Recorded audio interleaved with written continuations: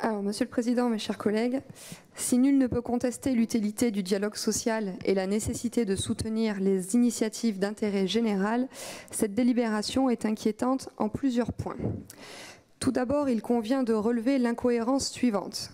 8% de travailleurs français sont syndiqués et leurs cotisations ne couvrent que de 3 à 4% de leur budget.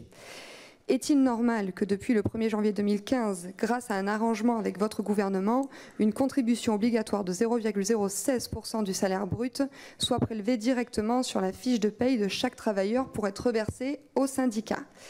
Et vous voulez continuer de rajouter une subvention annuelle régionale d'un montant de 608 000 € pour l'année 2016 qui vient s'ajouter aux subventions communales, départementales et étatiques qui représentent plus de 3 milliards d'euros, alors que seulement 37% des Français sont favorables au maintien des subventions publiques aux syndicats. D'autre part, cette manne financière colossale, bien qu'elle provienne de nos impôts, reste honteusement opaque et bafoue en ce sens la démocratie. En effet, cette délibération ne parle pas du tout de transparence ni de contrôle. J'attire votre attention sur le fait que Nicolas Perruchot, député centriste, a présidé la commission d'enquête sur le financement des organisations syndicales en 2011. Malheureusement, ce rapport n'a pas été adopté, notamment en raison du vote contre des élus socialistes. Non seulement il n'est jamais paru, mais en plus il a même été interdit de toute publication pendant 25 ans. Et pour cause. Sa teneur était explosive.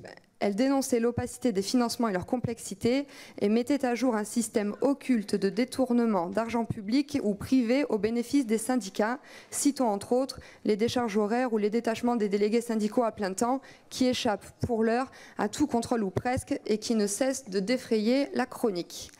Le syndicalisme légitime et nécessaire doit être au service des travailleurs pour la défense de leurs intérêts professionnels et doit cesser d'échapper à tout contrôle de l'autorité publique.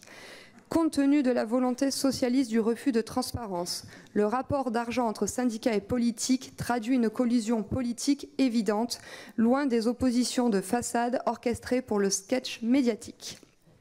Il n'est pas étonnant que les syndicats soient aujourd'hui totalement discrédités aux yeux des salariés qui chaque année se détournent davantage des organisations syndicales.